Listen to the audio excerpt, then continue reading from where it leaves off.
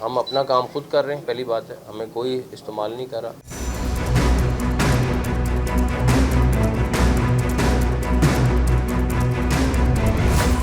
हमारी पूरी कोशिश है कि इसको सितंबर में पूरा फुली ऑपरेशनल कर दें विद फुल स्टाफ, और ये अगर हो गया तो मुल्तान को बड़ा रिलीफ इसका मिल जाएगा। ये मौजूदा प्राइम मिनिस्टर ने 18 में शुरू किया था और उसके बाद लेट होता गया प्रोजेक्ट, लेकिन आई थिंक ये मुल्तान के लिए ज़रूरत भी है, और जितना हाईटेक और हर इक्विपमेंट के साथ ये बनेगा तो लोगों को बड़ा रिलीफ मिलेगा।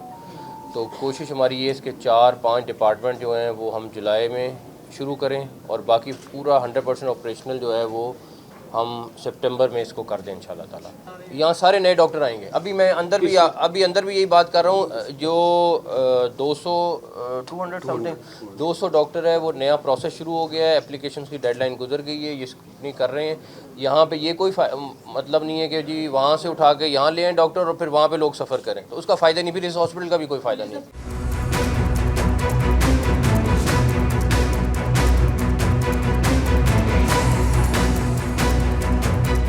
नहीं, इसका संग बुनियाद प्राइम मिनिस्टर जो हैं शहबाज शरीफ, उन्होंने रखा है, तो उनको मैं रिक्वेस्ट करूँगा आएँ, क्योंकि उनका ये प्लान था, उन्होंने ये प्रोजेक्ट शुरू किया, उसके बाद रुक गया सारा कुछ।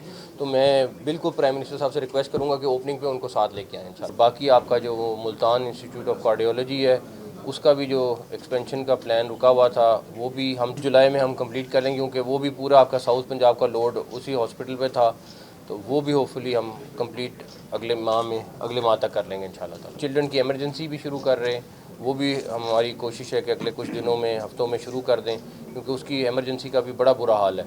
तो वो हम प्राइवेट सेक्टर के साथ, कुछ डोनर्स के साथ मिल के प्लान कर रहे हैं, उसके ऊपर जैसे ही लॉक होगा तो इंशाल्लाह ताला हम वो भी कर लेंगे।